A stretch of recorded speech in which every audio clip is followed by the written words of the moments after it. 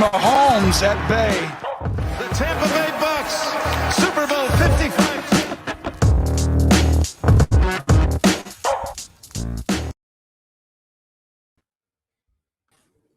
Hello and welcome back to another episode of the Bucs Banter podcast. I am your host, as always, Colin Hallboom. Happy to be here on what is a Victory Monday for the Tampa Bay Buccaneers. I am joined by my co-host, Scott Capron. Scotty, quite a day yesterday. How are you, my friend? No kidding, man. Yeah, good. Thanks for having me. Great to be here. You referred to it as a Victory Monday and just a ho-hum Victory Monday too. You know what I'm like, easy peasy, just run-of-the-mill type of NFL game. Kind of didn't even need to watch it, to be completely honest. Oh, wait, it was the complete opposite. Yeah, I mean, if we're talking about the first half, then you could get away with that, but that game was really a tale of two completely different halves. It was like two different games. Buffalo at their 100%. best, the Bucs at their best. Yeah, and each kind of at their worst in different times as well, obviously, as it turned out. But oh my goodness, what a way to end! Just like we all thought going into overtime, it would be a Brashad Perriman 60-yard touchdown, right? Like that was the way it was always going to play out, right? But in all seriousness, kind of a fascinating football game just to see where both teams are at. Obviously, I can't wait to see the comments from from our Bucs fan contingent, just to kind of get a general pulse of what they thought of that game. Are they taking more positives away from it, or are they more concerned with the blown lead? And I mean, there's so much to get into from this game specifically. There really is. So I mean, Brady dominated the first half, and Josh Allen dominated the second half. So it was really a tale of two MVP caliber players at the quarterback position, two of the best the game has to offer at completely different points of their careers, obviously. The Bucs were near flawless in a lot of ways in that first half, from a play calling perspective as well. Loved how Leftwich was calling the game early on. He still waiting, and not to say it's all on Leftwich. You got to execute, and Brady missed a lot of throws in the second half. But I do think his play calling changed as well, and I do notice a bit of a trend with that, in terms of, the things we've harped on even coming into this year that we were really going to be looking for. At least I was, from this Buccaneers offense, and the play calling. First half, in terms of first down, play calls. First half, 13 passes, and 18 run plays. So in the second half, the first down play calling was 4 passes and 9 runs. So when he starts to resort to that predictable running it up the gut on first down, it just isn't as effective, and that's something we've seen for a while. So I just want to see Leftwich kind of stick with what works. I know it's really easy to say, and game scripts change as the game goes on and all that stuff, but just looking at those numbers, it's a little bit frustrating. Not enough play action. And yeah, It's the Bucs same issue that they've had. Totally. And they'd only, like, in the second half, talking about a tale of two halves, the Bucs offense had only produced 3 points in that entire second half, until that Brashad Perriman 58-yard touchdown in overtime to win the game. Holy shit, what a game, man. Like, I thought they were thankfully I wasn't one of the many Bucs fans who were getting a little too cocky in that first half on Twitter, at least. Like, maybe I was internally, but there was a lot of tweets going out talking a lot of shit to Bills fans. And sure enough, that second half, man, Josh Allen came to play. Josh Allen looked fantastic. The Bucs D looked tired, if we're talking second half. Yes, they really did, and it was obvious with Buffalo in the fourth quarter, like that nobody was getting home. And that's why when Buffalo won the coin toss, it was like, oh, geez, almost zero chance they're going to be able to create a 3-and-out here. So the fact that they did, like, I thought the only way they were going to be able to stop them is with a turnover, and the fact that Buffalo runs it on first down in overtime and then just goes just with nothing, 3-and-out, give the ball back, Tampa scores. That's really not how I saw that happening. Yeah, it's like the offense was the Bills' offense was tired too, or something, because that was bizarre. I was ecstatic. Game of highs and lows, right? Like you said, that coin toss. Yeah. I thought that was catastrophic to not win that coin toss. It seemed like it. It really seemed like it. So, and sorry, just to get back to your first half analysis here. 24 points in the first half, and that was with a punt on their first possession. I can't remember if it was a 3-and-out or not, but they punted the ball back to Buffalo basically immediately, and they still scored 24 points on the first half. So, outside of the opening possession, they were just clicking on all cylinders, doing whatever they wanted. And then, like we've seen before, and like we've seen with good teams, bad teams, it doesn't matter in this league. No lead is safe because every coach is absolutely terrified, and they think once you get to a certain point total, you don't have to score anymore. And it's just, I don't know what they need to see. It's really something else. And Tampa knew Buffalo. This was Buffalo's season, not Buffalo's season on the line, but it really felt like a must win for Buffalo, or at least a must show up, in which they eventually kind of got on their horse and did in the second half. But oh man, you got to keep trying to score. And if you have Tom Brady and the way the defense was playing, stay aggressive. I don't know, man. It's hard to watch when that happens. And understand this was coming from someone who had Tampa -3. So that is honest. I know we joke about the gambling part of it, but that's coloring my my view a little bit. But you got to keep trying to score. These teams are too good. Too much random stuff happens in the fourth quarter of any of these matchups, and I don't know. It's almost disheartening to see that from a coach that we respect and a quarterback that we obviously respect. You know what I mean? It's all right. Some of these teams, like the Vikings on Thursday night against Pittsburgh, of course, right? Whatever. It's Kirk Cousins and Mike Zimmer. That's par for the course. But it's come on, Tampa, just be better than that, right? Yeah. Do you see what I mean? For sure. 100%. Yeah. And not to compare ourselves to the Vikings, but I feel a little better with it being a guy of Josh Allen's caliber as opposed to Roethlisberger lighting us up in the second half. But you're totally right, man. I know it's crazy. NFL's crazy. And there's lots to it. You know what I mean? Obviously teams are throwing more when they're behind, and there's a higher likelihood that they're going to go for it on fourth down. So you have to make another stop and all of that, right? So, I understand that there's a reason why the game skews towards, the team who's trailing to score some points, at least in the second half, and make it look better. But come on, it's just hard to watch, and just putting Bucs fans through an unnecessary panic that entire last hour of real time. I don't know. It was tough. Unbelievable. And Christopher Cole, to your point, Scott, mentioning how they managed, punting on the first drive of the game, still managed to put up 24 points in an incredible display of efficiency and execution in that first half, led by Tom Brady. Christopher Cole says, if we would have scored on that last minute of the second quarter, he goes on to say it would have been 31-3 at the half. So they even had a chance to increase it even more, of course. Right. Jim Melvin watching us on Facebook says Twitter is on fire today with Bucs hate.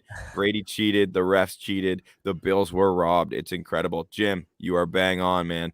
I got a Bills friend last night. He's all over me with all that stuff, talking about unsavory suggestions of what Tom Brady's doing with the officials before the game and such. Pretty unbelievable. But our trusty Buccaneers insider from The Athletic, Greg Auman, does fantastic work. I retweeted it today. He says, and I quote, the criticism that refs are constantly helping Brady would make more sense to me if the Bucs were not literally 31st in the NFL in net penalty yards. Only one team in the league has a worse ratio of penalty yards against them versus what they have gained. So the Bucs are minus 207 yards in terms of playoff penalties. Sorry, playoffs, penalties. Yeah, yards off penalties, yeah. Thank you, Scott. I knew where you were going. But yeah, so it's I agree. There was some I could see why Bills fans would feel that way with the timeliness of some of those plays, but every fan base feels that way, right? Yeah. I mean, I think Bucs fans have felt like they've been on the wrong end of that side of the flag for so many years. And with that tweet by Greg Auman, that fact, the Bills are at the bottom of the league in terms of being the most penalized and losing the most yardage as a result of it.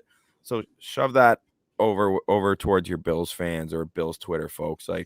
You don't need to deal with that. Let them have it. That's salty losers. We ended up, the Buccaneers ended up on top. So take some solace in that. Oh yeah. And yeah, and I agree. Yeah, the penalties. I think they're talking about the pass interference not called in the end zone on Tampa, and then the one in overtime that was called up that left sideline for Tampa. Right. So I guess that those are the two. Scrolling Twitter today, that was drawing the most ire of the Bills fans, obviously. But boom, just all right. So biggest takeaway from the game, where are you? What Biggest because takeaway yeah. biggest takeaway for me is our offense when it's clicking is damn near unstoppable. That's really the takeaway I have all the time. And if we have even some semblance of a solid defense, which that first half, I know it's easier when your offense is clicking and controlling the clock. If we have some Yeah. semblance of a defense, anything close to what we saw in the postseason last year, the Buccaneers are Super Bowl favorites in my mind. I That's agree. how I feel. If anything, I get confidence because if this defense can really start to play and start to figure their shit out a little bit, and I think part of that's on Todd Bowles too. He was dialing up pressure from all angles, and it was incredibly successful in that first half. But you can't just automatically call the game the same way. When they start getting back in the game, you got to be willing to adapt a little bit, throw some things off. You know, I'm a Bulls guy. I don't know if you're a Bucs fan, how you couldn't be, but everyone needs to be accountable. Can't take your foot off the gas, but you also need to be strategic in when and how you do it. So that's more or less my takeaway from what we Okay. saw yesterday. And just from it goes in the books as a win against a pretty solid team, right? So great, but oh man, I mean, there's some sky is falling stuff coming down if Tampa loses that game, just given how big of a lead it was and how comfortable they look. Obviously, there's NFC seeding implications, huge, gigantic. I mean, either way, but especially if they lost that game, right? Like that keeps them keeps pace with the Cardinals and everything. I mean, this is all moot. They won the game, so it's fine. But oh my goodness, I'm just thinking, well, what could have happened with the loss there? I think whatever. Like we said, these blown leads are happening and they're happening to everyone. So I guess that's kind of nullified or whatever. But um, it feels like I'd have to take a look at the schedule, but that felt like the last chance to really play a complete game against a really good playoff team, or against at least what's considered a good team. Like Tampa was only a 3-point favorite or 3.5-point favorite in the game, which is telling everyone that on a neutral field, Vegas is making that either a pick or Tampa -1. So a lot of respect for Buffalo there, right? It felt like a great time for them. It's 24-3 at half. Just win that game 34-17 or something, right? And once again, this comes back to a grander theme that we've had for the team throughout the whole season. We're picking apart wins, and they're 10-3, right? I think they're 10-3, and so this is coming from kind of a ivory tower spot where we want them to look as good as possible against the best teams possible. So it's just interesting from that standpoint because, like I said, I thought it would have been a good time to just, all right, look at us, we're rolling. It's December, and we just beat the shit out of the Bills. That would have been awesome. But here we are with definitely some questions to be answered for this team. Absolutely. Well said. I'm glad that you said that because that has been the theme of our discussions, our post reaction podcast every week, right? Like Bo's been calling for it. You've been calling for it. For anyone who doesn't know, Scott is not a Bucs fan. So that's why we love to get his unbiased perspective on things. And he gives it to us straight. They're a contender, so I'd watch a lot of them anyway, but especially with doing the pod and everything, I'm watching the Bucs every week. So it's just, yeah, obviously, it's just trying to, who knows? And they haven't had to play 4 quarters to win these games. Maybe they won't need to. You know what I mean? Like a lot of teams aren't playing full games, right? So, maybe this, if you want to call it criticism, is coming from an unfair spot or even just as a spot that doesn't hold much water. I don't know. I think it's something to at least talk about just because of the depth of the NFC is so good and you're going to have to beat these teams. That's all. That's more where I'm coming from with it. For sure. And again, if Antonio Brown was going to get released, it would have happened by now. So he's going to be back soon. And that just is going to take the absolute cap off this offense. Like, it's going to be ridiculous. I mean, on the offensive side of the ball, the most impressive performances to me were just the O-line and the pass catchers in general. And Fournette, of course. But like Godwin, 10 receptions, 105 yards. Evans, 6 for 91 and a touchdown, but Love that. 6 for 6, like 6 targets, 6 catches. He had big catches. It's not like they were just right in his chest and he was body catching them. Like he was kind of showing why he's special in some ways. Obviously, that beautiful pass just outside the outstretched fingertips of the safety to then Evans fingertip catching it. Like he just high pointing the ball with such ease there. That's why remind people how special he is. Like combining him with the steadiness of Godwin, who does a little bit of everything, and it's just an absolute. Gronk. And then, thank you. Like Gronk is just ridiculous. Yeah, he's ridiculous. So he's making people miss. He's catching it. He's getting yards after the catch. Like, and then if you tackle him, his body is 3 yards. You know what I mean? By the time he falls down, not that you forget, because obviously he's been pretty productive and he's had a good year statistically and all that, but it's like, oh yeah, and then they have Gronkowski out there, the best tight end of all time. It's wild to actually watch when they go through, and like, because they have these guys, and we like Fournette, he's been great, but if they go 3-and-out, I'm thinking, on what planet can this squad not get a first down? Just don't shoot yourself in the foot. Don't get a penalty on first down, and don't have 2nd and 9 because of a ridiculous run up the middle. It's just, and like, how do you stop them? How do you stop them for 3 downs? It's crazy. It's so hard. And for whatever reason, it feels like Gronk is stepping up. Like Brady is looking to him whether it's Brady's off, whether things aren't working with those two aforementioned star wide receivers, Evans and Godwin. The timeliness of Gronk's contributions this year, especially these last few weeks, just seems to make it that much more meaningful, his production. The safety net factor is so noticeable. It's like, okay, yeah, we always have this if we need it. Like, that's what Brady's thinking, right? And then Gronk also is the perfect personality to be in that role, because he's not out. I don't think he's ever complained about how many balls are thrown to him or touches, or like he's happy when other guys are scoring touchdowns too, and he's just ready to play when he needs to. I don't know. Like, I'm really gushing over it right now. It's just such a luxury to have.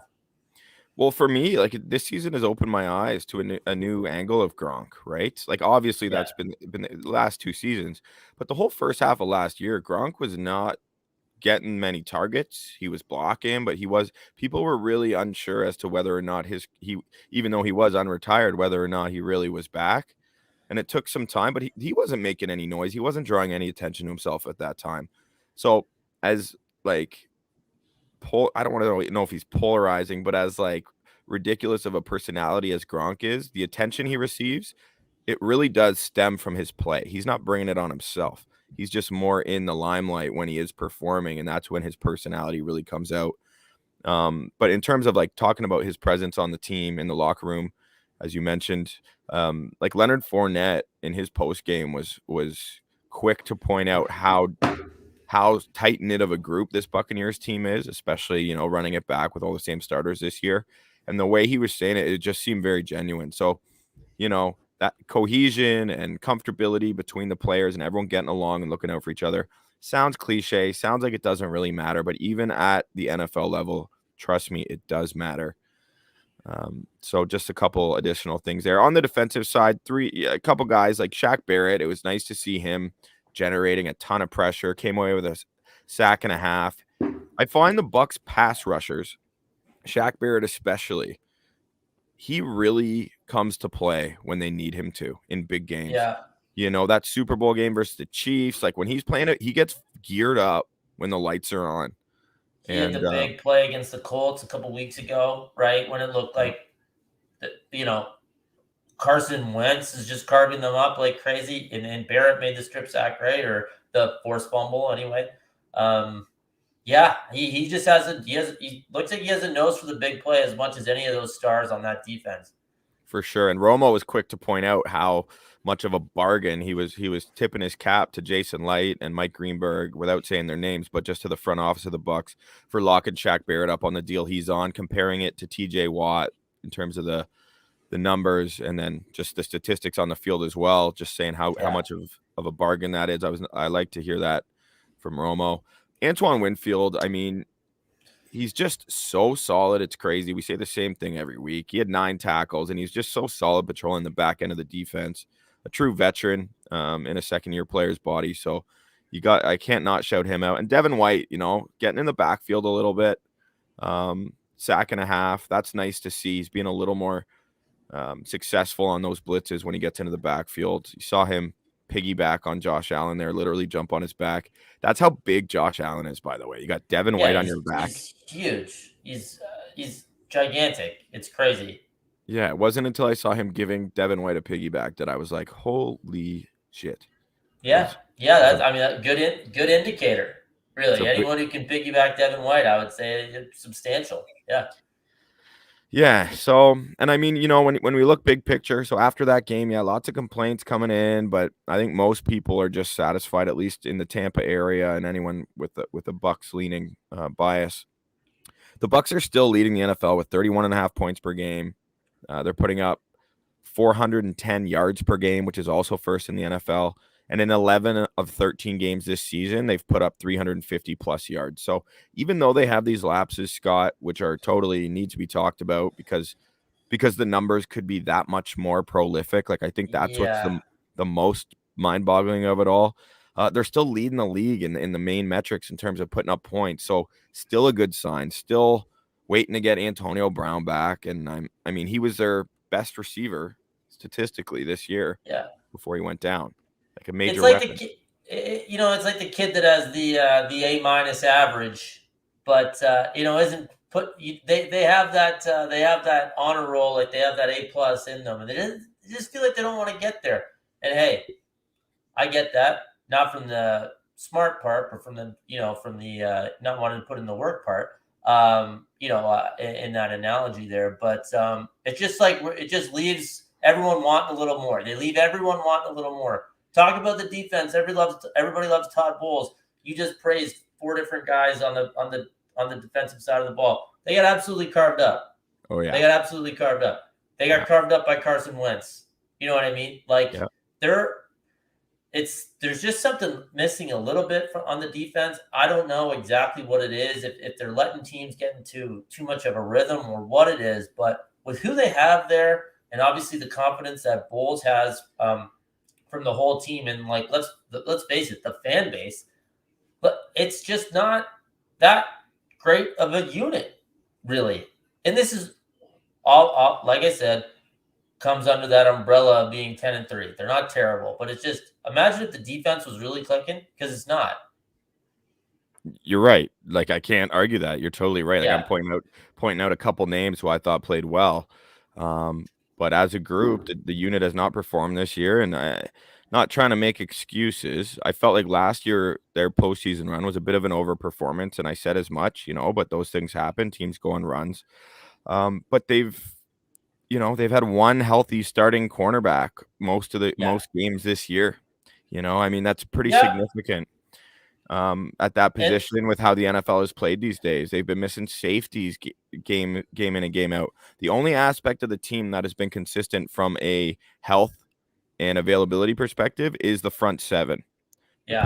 Right? The D tackles, D ends, and the linebackers. And what do you know? They're leading the NFL. Well, they're right at the top as usual in guard defending the run, right? So it's the secondary, if we want to even get more specific. And nowadays that includes the linebackers.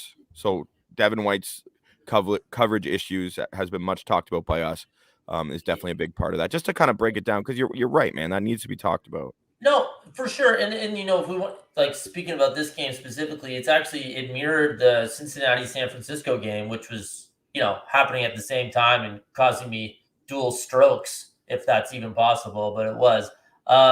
One to each side. Yeah, exactly. It was tough.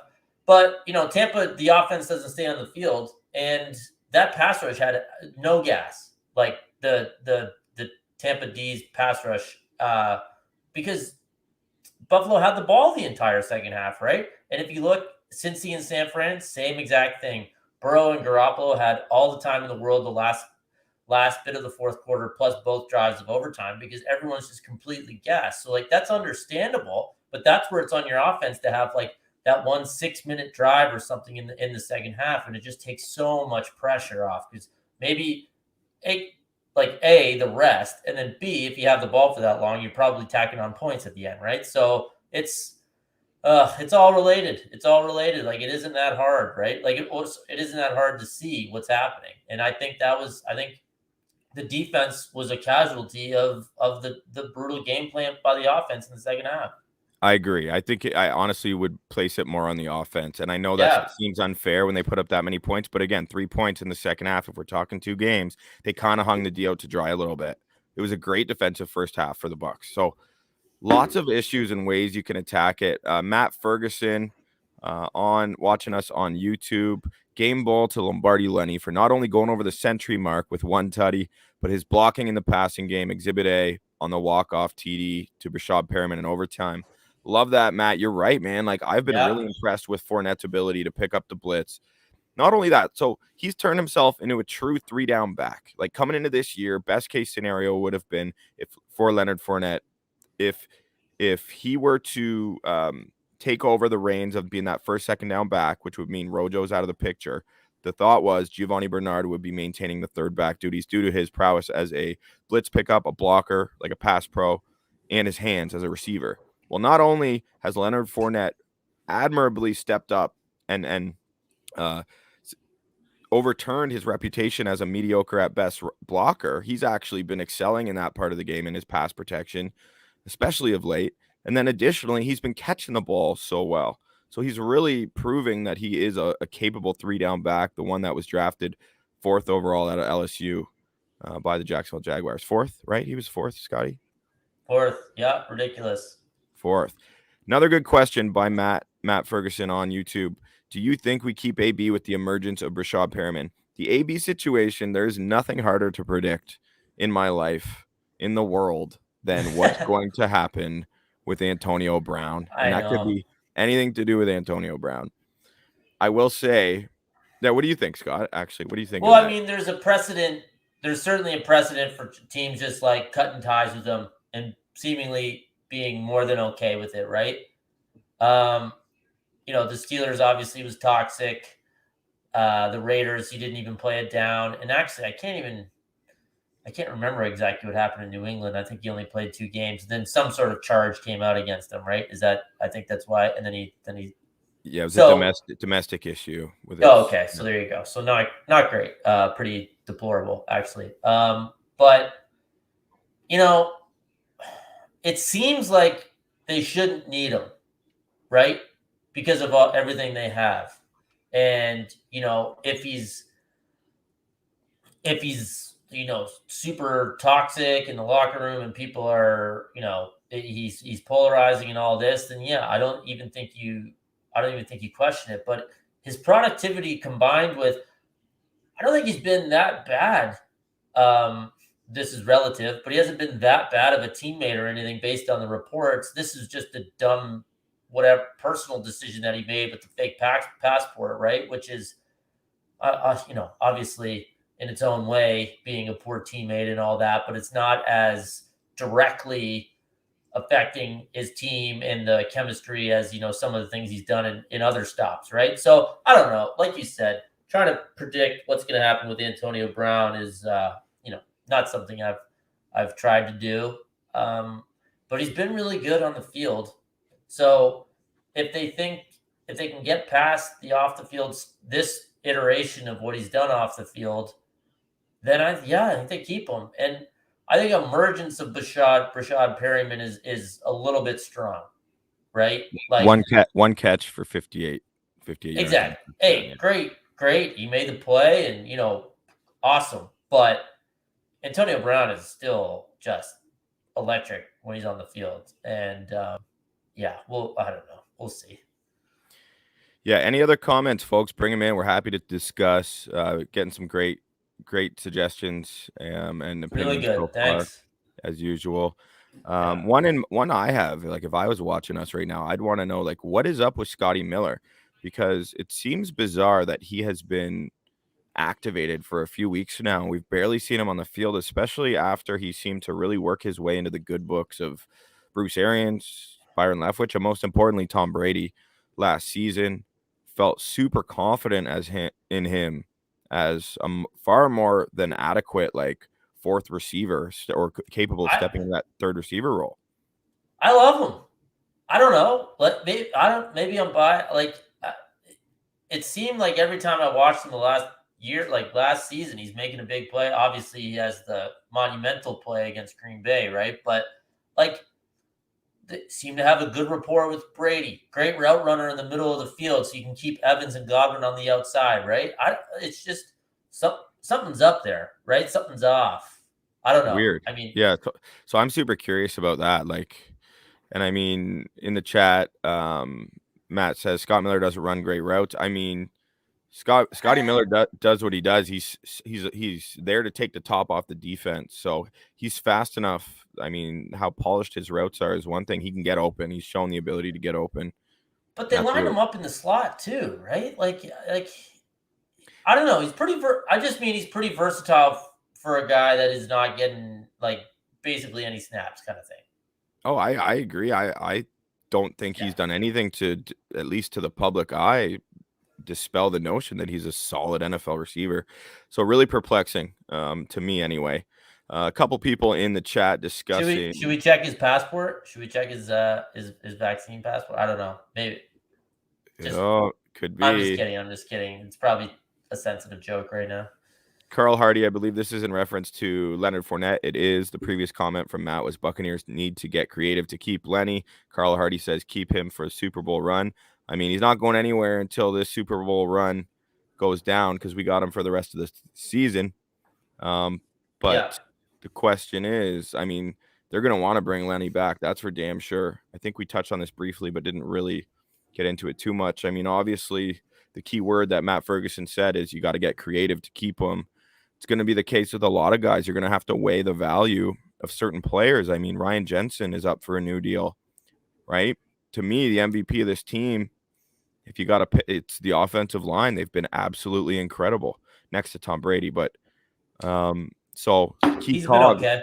Key cog, Ryan Jensen, right in the middle. I mean, his value is so much greater than a casual fan would recognize. And I know most of the people in here are far beyond casual fans, so I'm sure they do recognize the importance of someone like Ryan Jensen. I would hate to lose him. I think he's making around 10 mil right now a year, and he's had the best couple years of his career. I'm really curious to see what Mike Greenberg is able to conjure up in terms of being able to bring some guys back, because they can't keep everyone like last year. Voidable years only go so far. You don't want to end up looking like the New Orleans Saints. Goodness. Yeah, so I don't know. And I got to think after this season, Fournette's going to want to get paid and get a couple years there at such a volatile position from a health and safety perspective, right? You know what? And like, I hate to say it, but let's say he moves on and someone pays him. I think you just have to chalk that up as, wow, lucky to have him. He was a huge contributor, and let's hope he's a huge contributor again this season. But you can find guys. To play that position, right? So, like, no shots to Lenny. I think he should try to make as much money as he can. I hope he does. I hope he gets a great offer somewhere. Maybe it's with Tampa. But, if you have to lose someone, he's valuable but weirdly replaceable at the same time, right? Just based on the position he plays. So even compared to someone like Ryan Jensen, I think all-pro caliber center. Oh, I don't. It's not even a question. Yeah. Carl Hardy, what's going on with OJ? Is he hurt again? What else is new? Shocker! I can't believe it. No, she's not saying he is hurt, or he's not saying he is hurt. They're asking if he's hurt. Yeah, he probably is. Like, OJ Simpson has played more football than him in the last 5 years. Like, it's. I know it's obviously an insane person take to be personally offended at someone's injury history because he's not trying to be hurt or whatever the deal is with OJ Howard. But like, come on, man. Coming from a guy who said he had 2 strokes just today. Yeah, but I recovered pretty well. I mean, it's Monday, 2 strokes later, co-host of a pod. You are here. Anyway, sorry. Shocking about Howard. not at all. It's tough. It's tough. Speaking of a guy playing on his the last year of his deal, I mean, OJ Howard is gone. I don't know where he's going to be or what he's going to command. Someone will take a shot on him. He's certainly staying in the NFL, but clearly, I mean, he's well behind Cameron Brate on that depth chart, and yeah. I think the reason it gives me so much personal offense is I really thought he was going to step in to this league and be like, oh my goodness, he's the third best tight end in the league in his, by his halfway through his rookie season. Like, just when you're that talented and you're that big and you have those, like, how do you miss, right? Like, how does it not translate? And it just, one of the ways is not being on the field. And, obviously I was joking a little bit, like, it sucks when people are just hurt for the first part of their career or any part, but and they can't get off to a good start as a result. But yeah, man, this is another classic example of that, unfortunately. So in terms of Matt Ferguson on YouTube, I would cut ties with OJ and keep Brate. I mean, Brate, I don't know when his deal is up, but I do know Brate is overpaid, and I can't believe the deal he has. That's like the one blemish, if you ask me, on the current roster construction is how much does he make? How much he's making. Based on Sorry, just no, that's okay. It's easy. So he signed a 6-year, $40 million contract. His 6 years? Yeah. That seems incredibly long. 18 million guaranteed, average salary of 6.8 million in 2021. So he earns but a lot of that is creatively done. So his base salary is only like 1.75 or whatever. To be fair, there's probably some, worry about Gronk's health and how durable he would be, right? So, bit of a security blanket there. For sure, and he's been really good in the past, but here's the thing I don't like when I'm talking about not liking that deal. So, like, yeah, we're going to be stuck with Cameron Brate, if you ask me, because he's given us a $7.2 million cap hit next year, 7.9 the year after that. So 2022, 2023, that's a significant portion that's quite a cap hit for a backup tight end, in my opinion. And one who I still, like, even despite his limited role, would have expected to be a little more productive. I feel like he was better 2 years ago, Cam Brate. So, I mean, yeah, he's a smart guy. So I don't know if there's going to be any renegotiating of that deal from him. When I played linebacker when I was 6, they called me cap hit. So I don't know. Just if That's anyone wants to comment, maybe look it up. Just throwing that out there. Yeah, just kidding. Yeah, no, I think you're bang on about Brate then with the way that deal is structured. I mean, yeah, those numbers on Sport Track there. So contract details. So anyway, in terms of the Bills, like, they're still clinging to an AFC wildcard spot currently, and they have a pretty light schedule to finish out the season, aside from when they travel to Foxborough. But I feel like that's going to be a revenge game for them. And if Josh Allen's healthy, he tweaked his ankle, so they're saying his status for next week is questionable. Maybe we get a Trubisky game. But my point is the Bills cannot afford any more losses. So if he's good, he's going to have to play for them. But that's kind of a scary wild card team for someone to have to face in the AFC if that team can get healthy. We saw why in the second half of this game.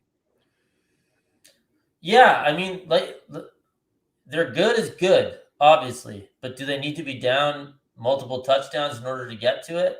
Right? So, I don't know. For those who listen to the podcast on Friday, we had a guest on, Matty Marr, who was awesome, talking about the Bills and just kind of outlining their season and how it's gone and what needs to happen kind of over the last 4 or 5 weeks here in order for them to get right. But yeah, they're dangerous, or they could get absolutely dismantled by someone, it looks like to me. Just the way it's going. They're just missing something. And even though they had this big comeback again, they were down by 21 at the half, right? Like, that's telling. That means something.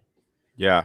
And you and me have kind of, like, we lean different ways on that team. Like, I'm, for whatever reason, a little more optimistic about the Bills. Like, when it matters, like, I still believe in them. Not to say you completely don't, but you've been like, if anything, you would be winning that battle if we'd actually taken harder stances on it this year, obviously. It's just, I don't know, that weird lack of pop that it just hasn't carried over from last year to this year in like a linear way where they were obviously really good. They lost in the AFC Championship game, which then, you take the next step and you're the 1 seed and you're hosting the AFC Championship game or something like that, right? There's something going on. They don't have the same like pep in the step, I guess. I don't know. You can watch it, and I think it's due to a lack of playmakers on the outside, personally, other than Diggs.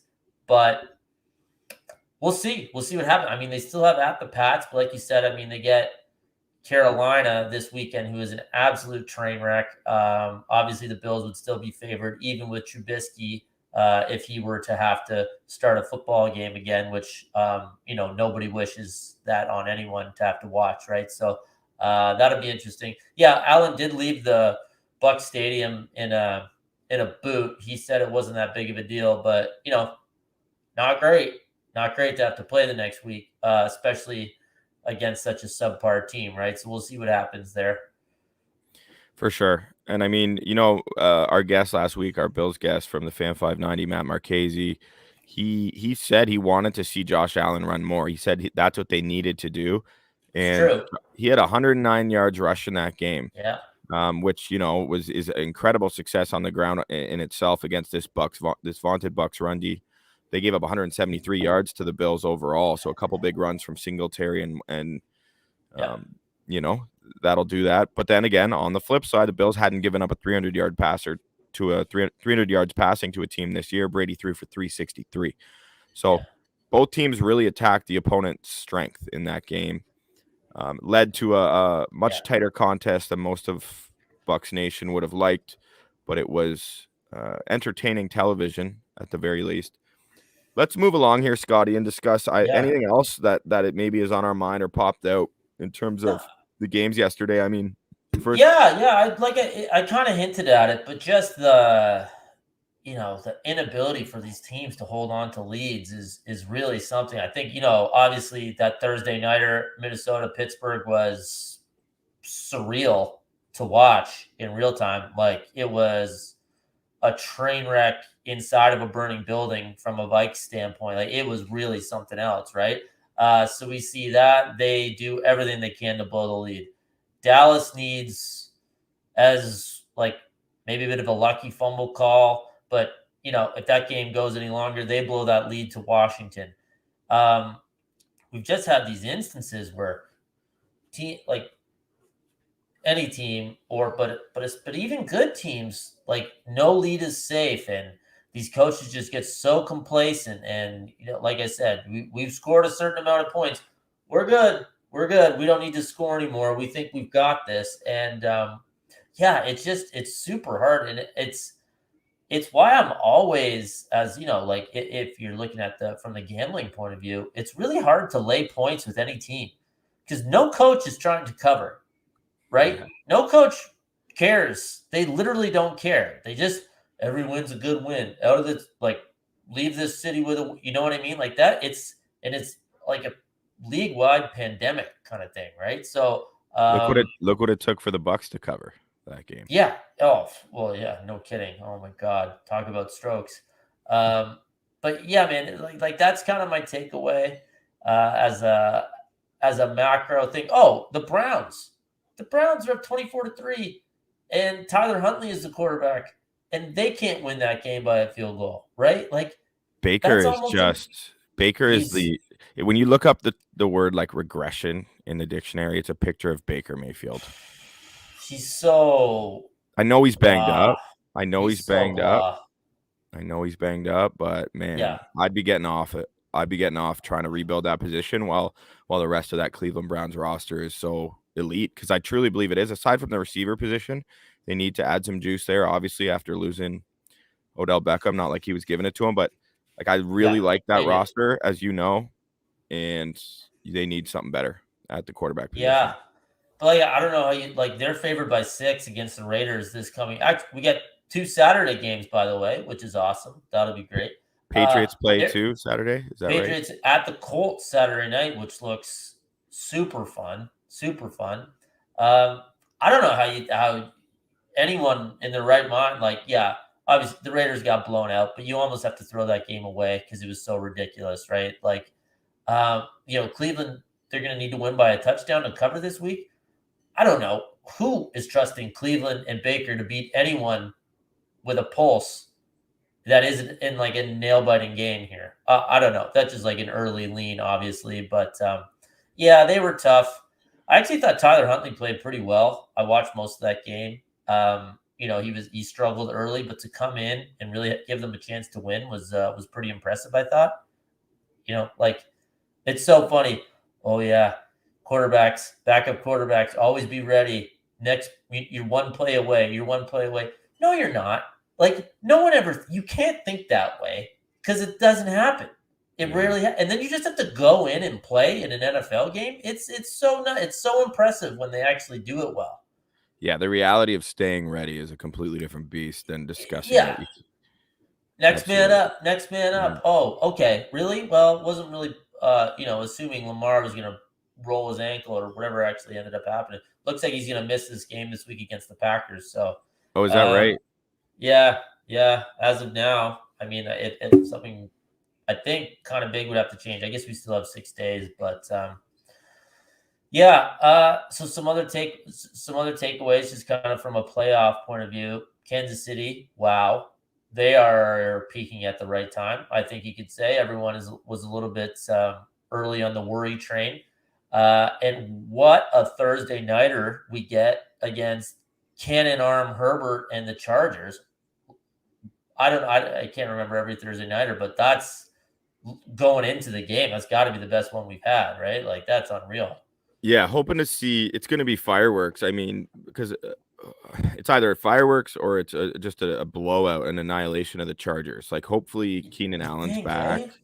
Yeah, I do. Just because the Chargers' defense is just not looking good right now, and I'm worried about that. Yeah, Meanwhile, Spagnuolo's got the Chiefs' defense, as we talked about last week, playing looking like great. one of the Yeah, better units. So all of a sudden, I mean, that has that potential. I mean, I'm big on the Chargers this year. I feel like we're all me suckers for too. the Chargers and the Bengals. Like Justin Herbert The is so quarterbacks. incredible.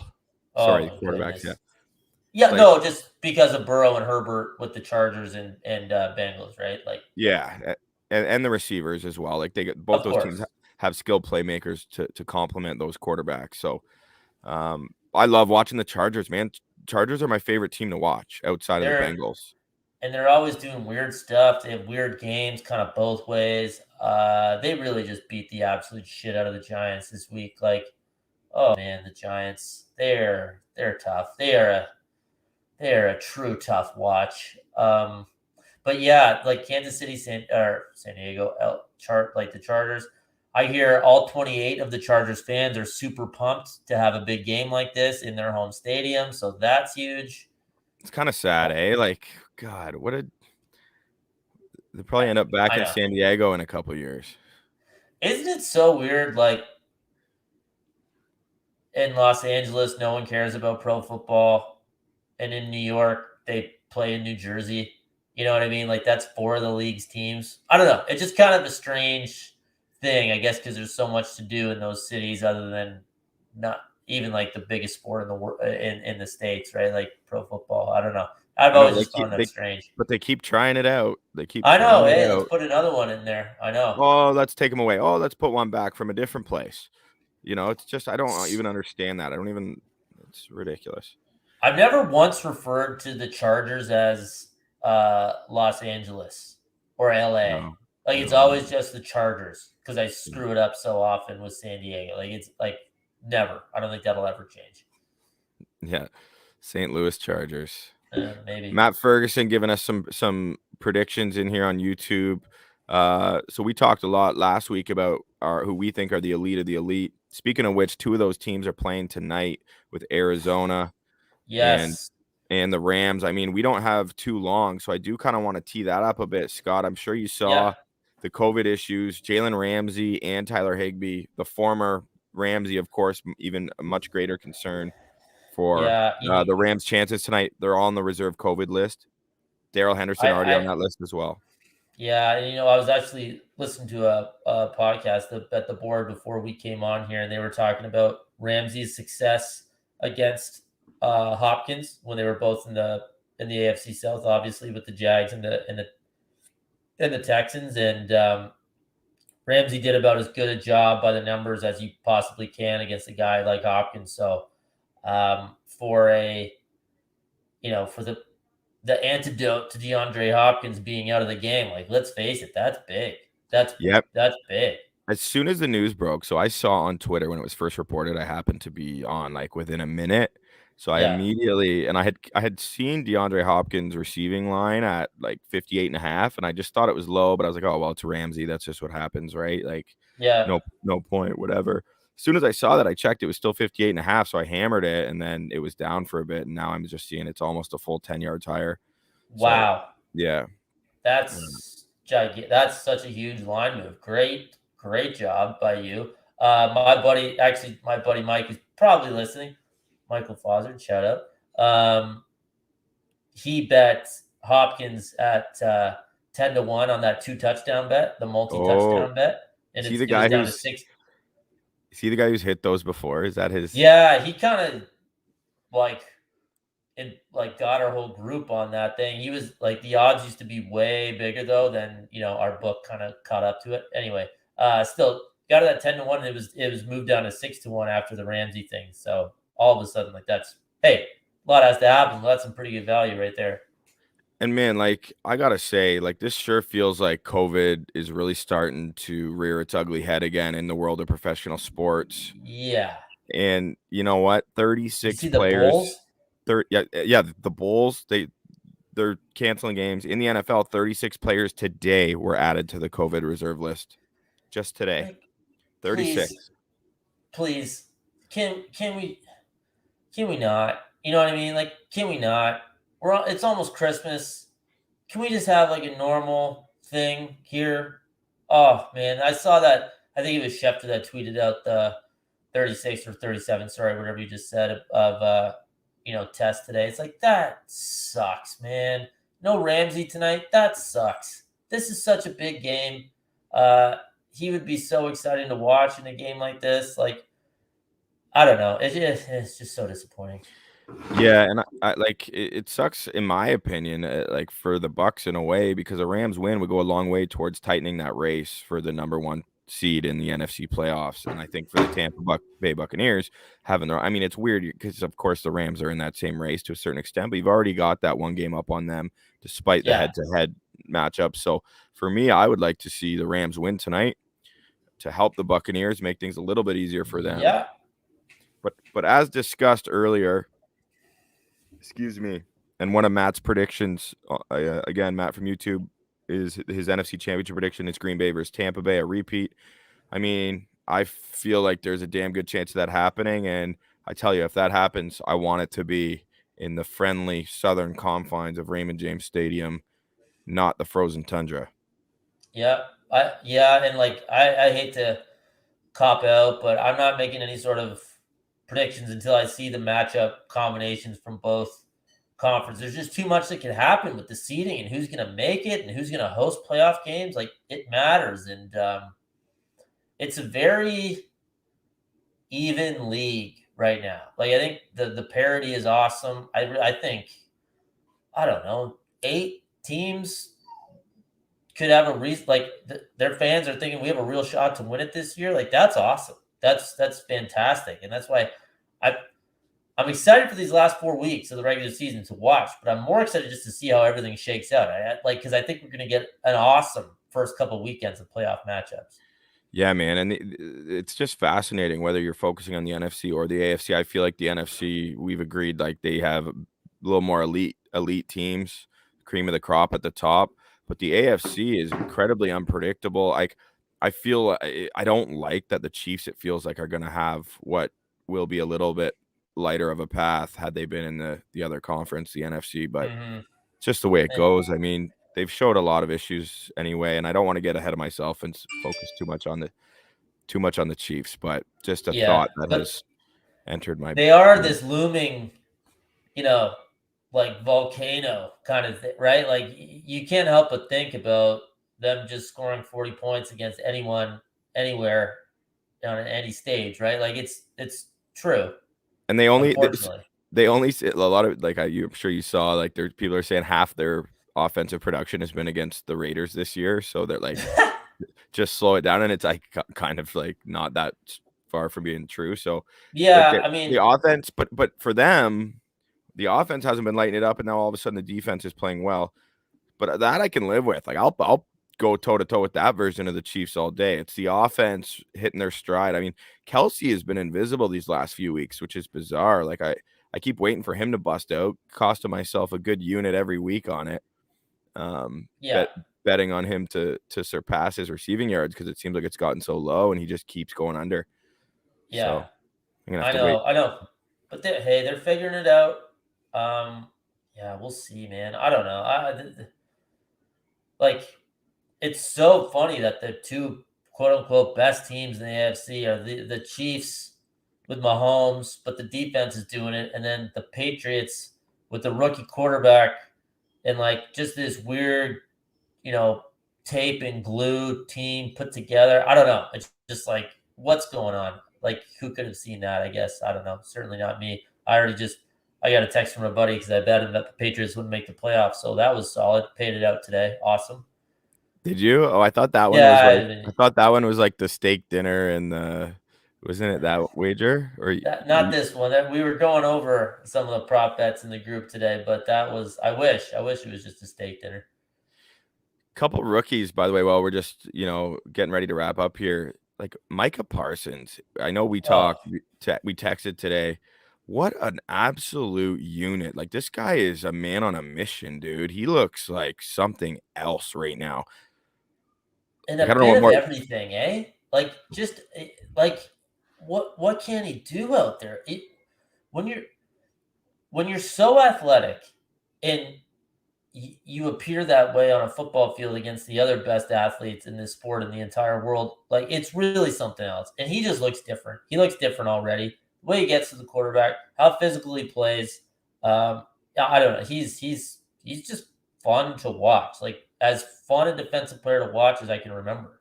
Yeah, he plays two positions. It's like that Khalil Mack thing where he's gonna Yes. take up two all pro spots soon enough. Could be this year. Yeah. Should be this year.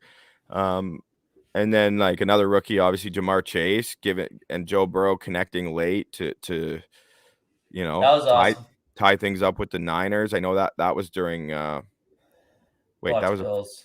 during the Bucs Bills. I had it on the It was little at the TV. same time.